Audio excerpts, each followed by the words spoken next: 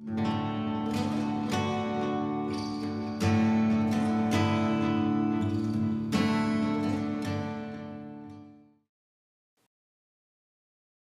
esta lección vamos a enfocarnos en Jesús. Pondremos nuestra atención de forma muy cuidadosa en presentar a Jesús a los musulmanes, porque este es nuestro llamado. Vamos a empezar hablando sobre algo que de forma breve mencionamos en una lección anterior, y ese es el término Hijo de Dios.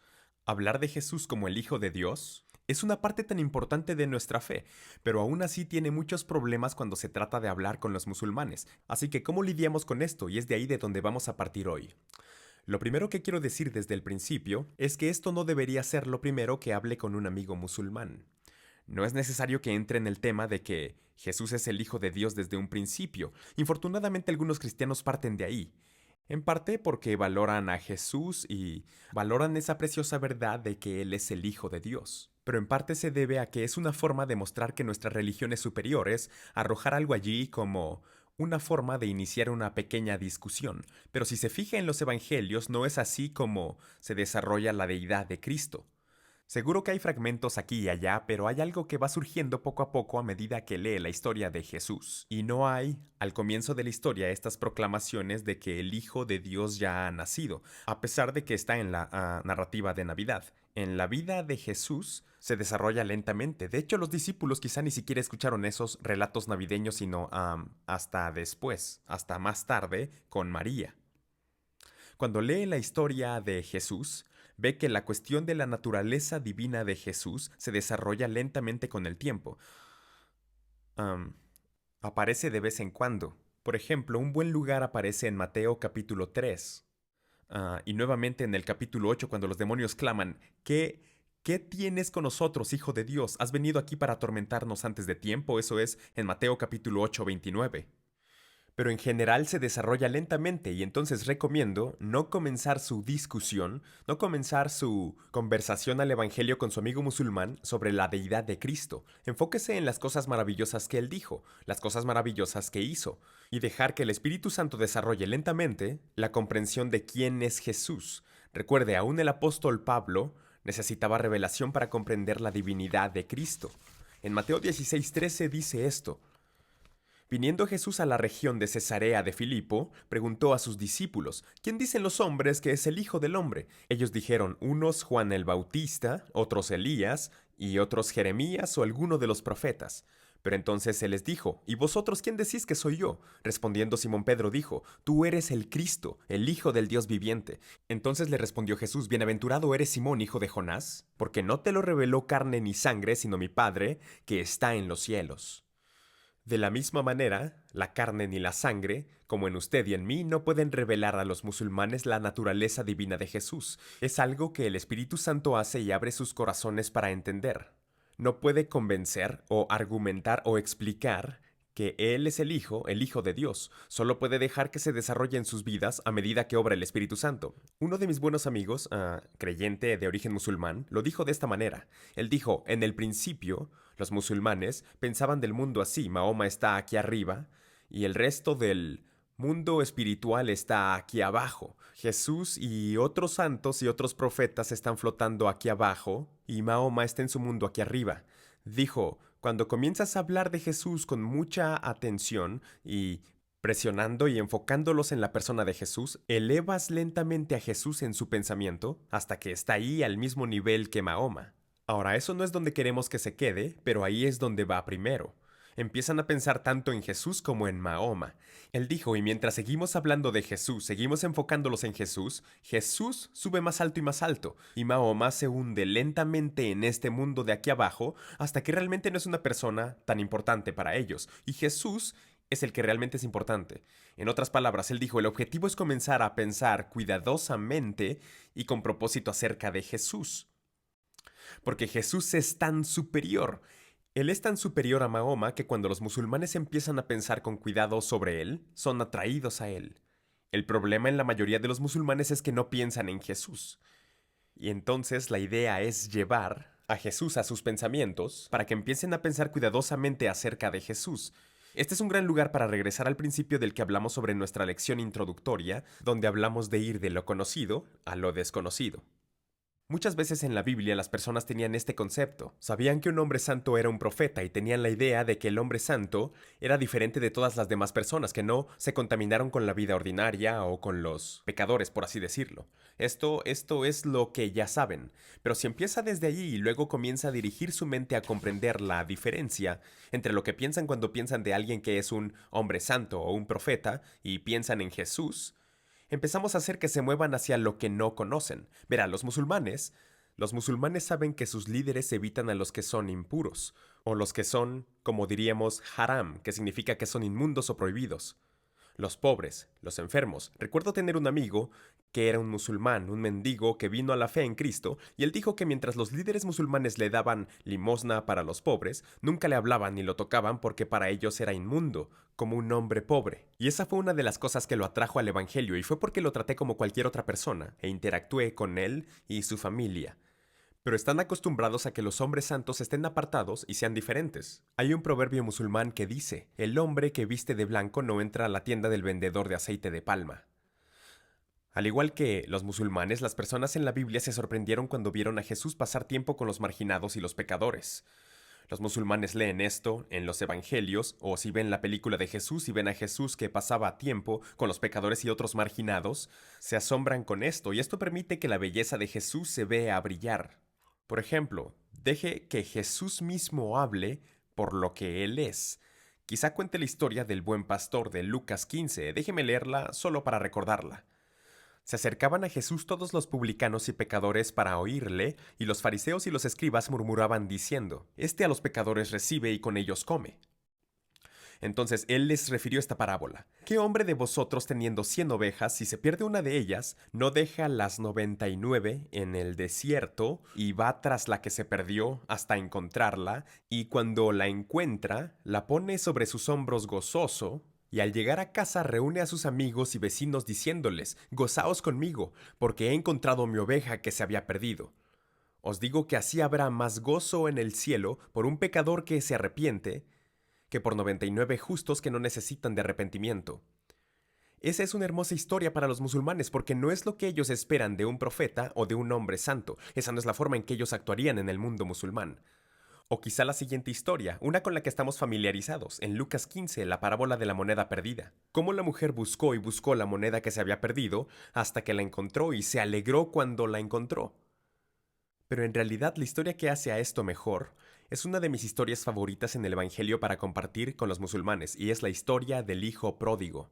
Es una historia tan rica como hermosa. Tiene tanta vida para ayudar a los musulmanes a entender la naturaleza del Evangelio y la naturaleza de Dios. El punto clave es, por supuesto, que Dios es amor, y que ese amor que Él nos tiene es como el amor de un padre. En Juan capítulo 1 lo pone de esta manera. O más bien, primera de Juan, capítulo 3 dice, mirad qué gran amor nos ha dado el Padre, que seamos llamados hijos de Dios, porque eso es lo que somos.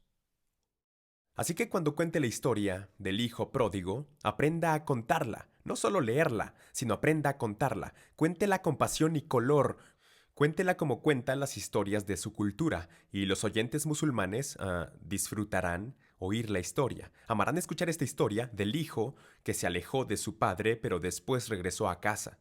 La parábola del hijo pródigo es muy buena especialmente para los musulmanes porque plantea cuestiones muy importantes que surgen en su cultura y su comprensión acerca de Dios y la naturaleza de la relación entre el hombre y Dios.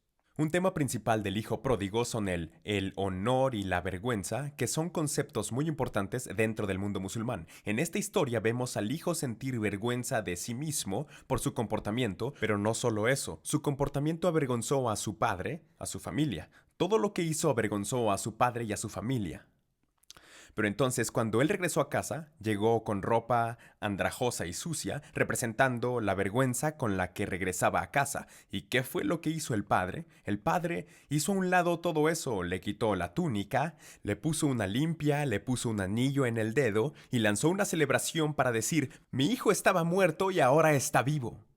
La historia está llena de esta idea de que la vergüenza que llevamos a causa de nuestra degradación y pecado y rebelión contra Dios es nada delante de un Dios que se preocupa más por nosotros que por lo que está arruinado por la reputación. Es una gran historia para discutir con sus amigos musulmanes. Entendiendo este concepto de honor y vergüenza, mientras presentamos el Evangelio es muy importante en el ministerio musulmán por el rol que juega el honor en la sociedad musulmana. Ahora mismo no tenemos el tiempo para desarrollar esto, pero le desafío a que tome tiempo para meditar en la historia del hijo pródigo. Piense bien qué temas hay en él y qué dice acerca de Dios, qué dice sobre el hombre, qué dice de la naturaleza de la redención. Son maravillosas las cosas que verá si se toma el tiempo para realmente leerla y piense en esta hermosa parábola. Si a un amigo musulmán le molesta este uso de la idea de padre e hijo, es porque, nuevamente, nos damos cuenta de que a veces eso les presenta un problema. Trate de darles una respuesta breve de manera amigable y regrese al punto principal de conocer a Dios como un padre. Asegúrele a su amigo musulmán que no está hablando de nada físico o literal cuando habla de Dios como padre, porque eso les preocupa, eso es lo que temen. Pero recuérdeles que nuestro uso de la palabra hijo es simbólico. Además, podría señalarles que los musulmanes también creen que el Corán es literalmente la voluntad de Dios revelada, es decir, Dios manifestado o Alá manifestado como un libro, un perfecto libro sagrado. De esta manera casi creen que Alá se ha encarnado. Así que pregúntele, si ellos creen que Alá podría manifestarse perfectamente en un libro, ¿por qué no creen que Dios pudo darse a conocer perfectamente en una persona? ¿Cuál es una mejor manera de revelar la majestad de Dios? ¿Palabras impresas en una página o en la vida de un ser vivo? Ahora, si volvemos al libro de los Hechos, es muy interesante cuando estudiamos este punto. Regrese y lea Hechos detenidamente y podrá ver que a lo largo de todo esto, los apóstoles, cuando estaban hablando con los incrédulos, no se referían a Jesús como el Hijo de Dios. De hecho, el único momento donde ellos se refirieron a Jesús como el Hijo de Dios en Hechos fue cuando estaban hablando a las personas que habían creído. Cada vez que ellos le hablaban a las personas no creyentes, se referían a Jesús como el Mesías. No entendía eso hasta hace unos años o hace varios años cuando un buen amigo mío que es creyente de trasfondo musulmán comenzó a explicarme la forma en que él hacía evangelismo y me señaló que en el libro de los Hechos eso es cierto. Solo con creyentes usan el término del Hijo de Dios, pero los apóstoles siempre se referían, cuando hablaban a los incrédulos, de que Jesús era el Mesías. Y nos puede ser de gran ayuda si centramos nuestra atención cuando hablamos por primera vez a los musulmanes sobre el hecho de que Jesús es el Mesías. Con este término los musulmanes están de acuerdo, porque ellos también creen que Jesús es el Mesías. Ahora, ellos no saben lo que este término significa, está en el Corán, y podrían haberlo escuchado de un sermón en la mezquita o algo más, o tal vez lo hayan escuchado decir de su abuelo o de su tío. No saben lo que significa, pero aún así conocen la terminología, saben que Jesús es el Mesías. Así que es un buen punto donde puede moverse de lo que se conoce y luego puede comenzar a construir conocimiento bíblico sobre lo que significa que Jesús sea el Mesías. Puede observar los salmos, puede ver algunas cosas en los profetas que ayudan a construir la comprensión de lo que significa para él ser el Mesías. Y luego puede empezar a construir a partir de Mesías, que eso significa que él tiene que ser el Hijo de Dios. Usándolo y enfocándose en él como el Mesías en el principio de sus conversaciones con sus amigos musulmanes y a menudo evitará que se convierta en una discusión.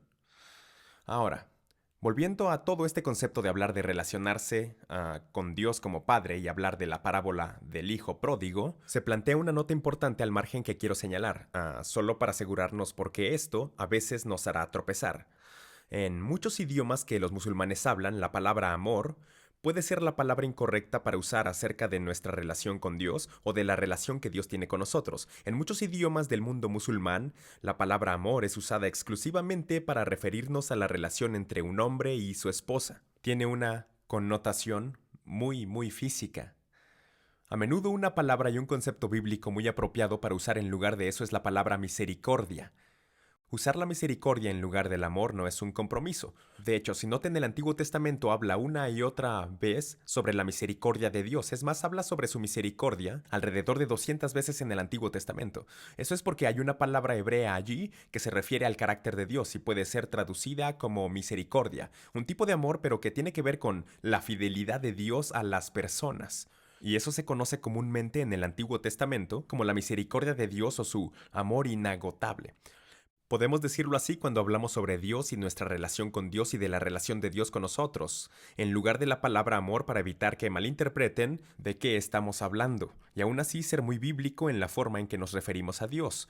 Esto es nuevamente moverse de lo conocido a lo desconocido, y así les ayudamos a comprender el Evangelio. Ahora, solo porque el término de Jesús como el Hijo de Dios sea problemático, o crea un problema en nuestra comunicación con los musulmanes, no significa que Jesús en sí mismo cree algún tipo de problema o que hablar de Jesús cree un problema en la comunicación con los musulmanes. En el Corán, Jesús es conocido por el término árabe Isa o Isa al-Masih, es decir, Jesús el Mesías. Ahora, algunos cristianos están aburridos por usar esta terminología que viene del Corán, que viene del árabe, porque suena muy diferente a la forma en que han crecido en la iglesia al referirse a Jesús. Pero esto no debería causarnos dificultad. Muchos de nosotros conocemos más de un idioma y sabemos que las palabras e incluso los nombres a menudo cambian en la forma en que se traducen de un idioma a otro. De hecho, muchos de ustedes saben que el idioma que Jesús habló en casa era arameo, era muy similar al árabe, y en arameo su madre lo llamaba Yeshua, no lo llamaba a Jesús. Pero cuando eso pasó al griego, que es la base del Nuevo Testamento, se llamaba Jesús. Jesús cambió y evolucionó lentamente hasta que llegamos al español y lo llamamos Jesús. Pero ya sea que lo llamemos Jesús, o Yeshua, o Jesús, o Isa, es la misma persona que es mencionada, donde simplemente los idiomas traducen su nombre de forma ligeramente diferente. Y esta es la misma persona que es mencionada en el Corán, alrededor de 90 veces por nombre. De hecho, Jesús es mencionado en el Corán por nombre más a menudo que Mahoma incluso.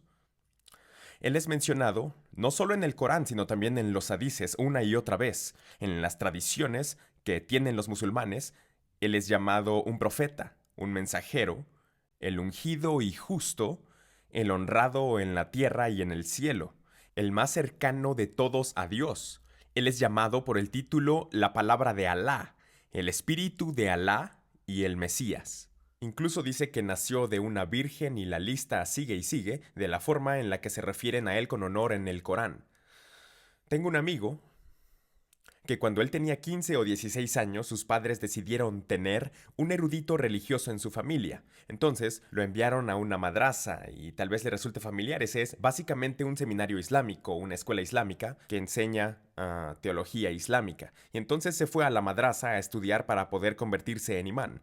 Y dijo que mientras estaba en la escuela, dijo que le estaban enseñando el Corán, aprendió a leer el árabe, aprendió a comprender el árabe.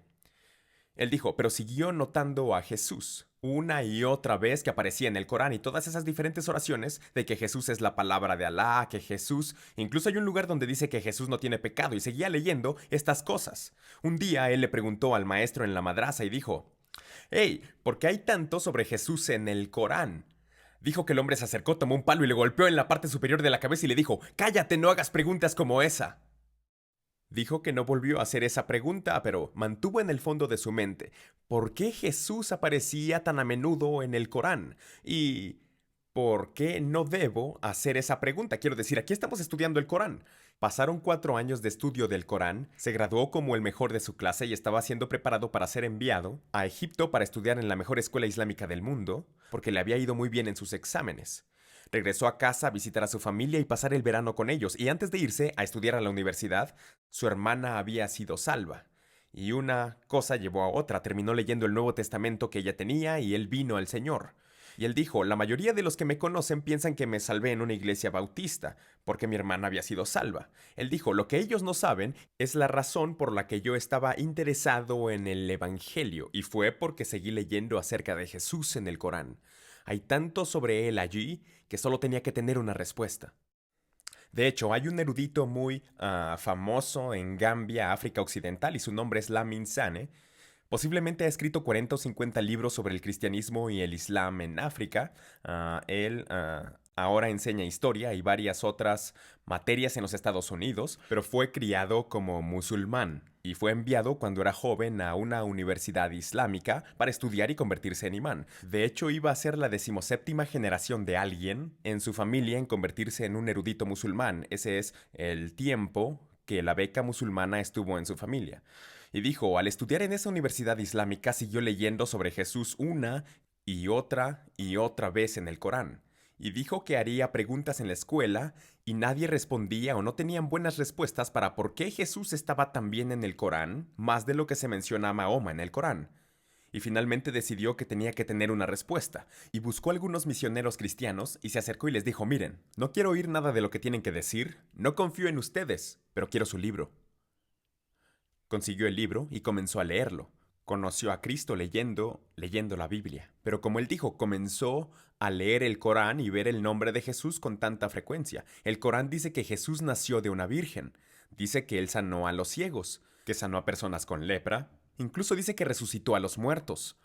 Menciona que reunió discípulos para sí mismo como un mensajero de Dios. Menciona que se le dio un Injil. La palabra Injil en el árabe significa buenas noticias. Es lo que usan los musulmanes para referirse a lo que tenemos como el Evangelio, como el Nuevo Testamento. Dice que a Jesús se le dio un Injil o buenas noticias como luz y guía para todas las personas. Esto está en el Corán, amigos. El término Injil simplemente significa Evangelio o buenas noticias. Sin embargo, esto también es un punto de discusión. Ojalá todo fuera tan fácil, es un poco más complicado que eso. Porque a los musulmanes se les ha dicho muchas cosas equivocadas sobre el Injil, sobre la relación que tienen con la Biblia, y hablaré más de eso un poco más adelante. Pero quiero señalar que hay mucho, lo que estoy tratando de señalar es que hay mucho en el Corán sobre Jesús. El Corán también habla sobre la muerte de Jesús. Este es otro punto que para nosotros es un verdadero problema. Menciona la muerte de Jesús. Y cuando habla de su muerte dice que Israel y los líderes judíos querían matarlo, pero que Dios lo rescató. Así que de acuerdo con el Corán no da muchos detalles, pero de acuerdo al Corán Jesús no murió, al menos que no murió en la cruz. Y muchos musulmanes han escuchado diferentes historias que explican esto porque el Corán no da detalles. Algunos musulmanes han escuchado una historia que dice que Dios tomó a Jesús al cielo justo antes de la crucifixión e hizo ver a Judas como Jesús, así que ellos crucificaron a Judas en su lugar. Esto se ve como parte de Dios pagando a Judas por su traición. Sienten que esto le da a Jesús más honor que la creencia cristiana de que Jesús murió de una forma horrible.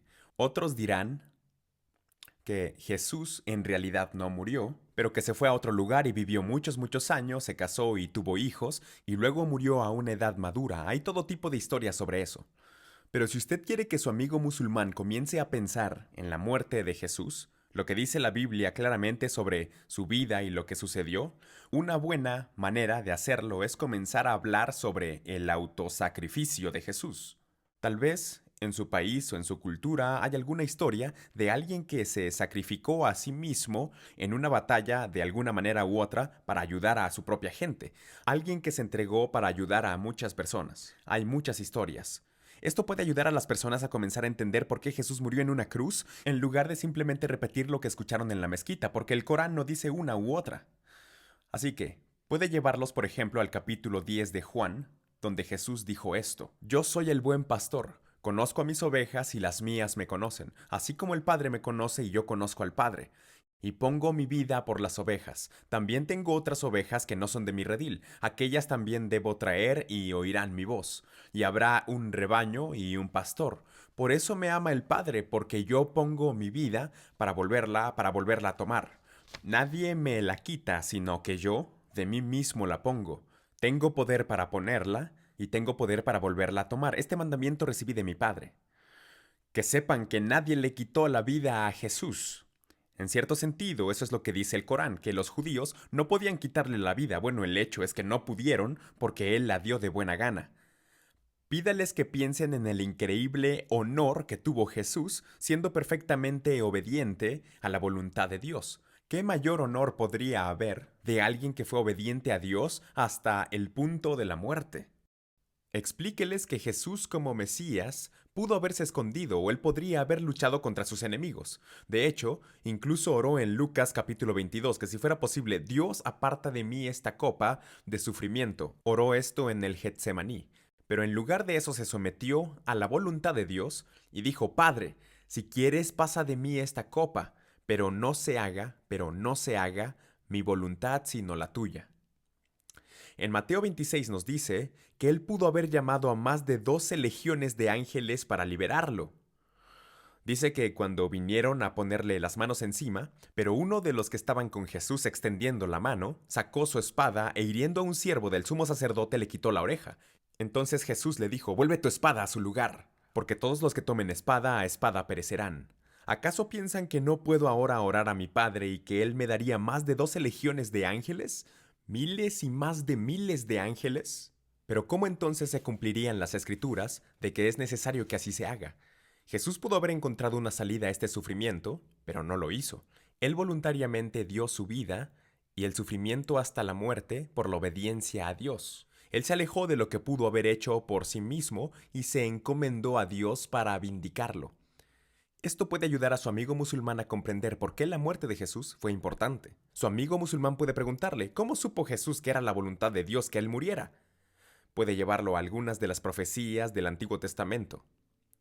Hay varias cosas donde fue profetizada su muerte, por ejemplo en Isaías 53. Todo el capítulo es maravilloso, pero veamos solo el versículo 5 donde dice, mas él herido fue por nuestras rebeliones, molido por nuestros pecados. El castigo de nuestra paz fue sobre él, y por su llaga fuimos nosotros curados. Esa es una forma de poder ayudarle a su amigo musulmán para entender que no solo murió Jesús de acuerdo a la voluntad de Dios, sino que fue algo que había sido profetizado mucho, mucho antes de eso. Que esta era la voluntad de Dios para que el Mesías sufriera y muriera. Ahora, otro problema con el que nos encontramos es que a menudo explicamos la muerte de Jesús de formas que no tienen sentido para ellos. Tuve una conversación con un amigo musulmán una vez y me pidió que le explicara por qué crees que Jesús tuvo que morir. Él dijo, he hablado con otros cristianos y simplemente no lo entiendo.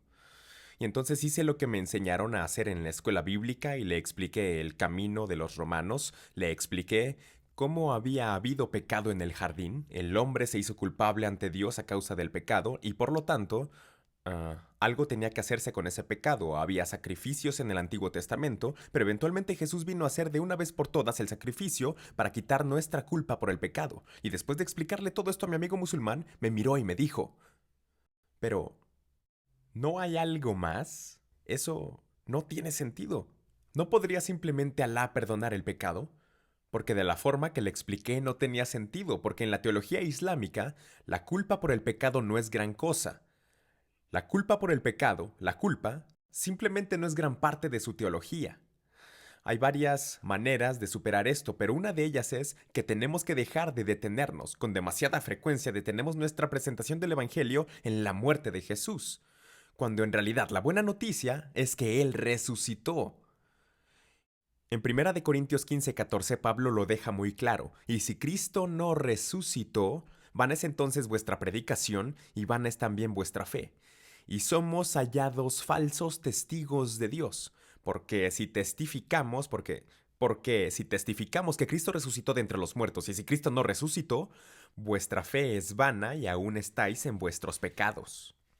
Es un punto poderoso que a menudo dejamos pasar a la hora de nuestra presentación del Evangelio. No es solo que Jesús murió en la cruz, es que Él resucitó victorioso después. Esto es algo que tenemos que empezar a usar consistentemente en nuestro testimonio a los musulmanes. Tenemos que dejar en claro que el Evangelio no se trata solo de que Jesús murió de una forma vergonzosa con una muerte con tortura en la cruz, sino que Él resucitó victorioso nuevamente. Hay un par de puntos en esto de los que quiero hablar, pero creo que por el tiempo que llevamos en la lección nos detendremos aquí. Tome unos minutos de receso y cuando regresemos del receso, hablaremos del siguiente punto.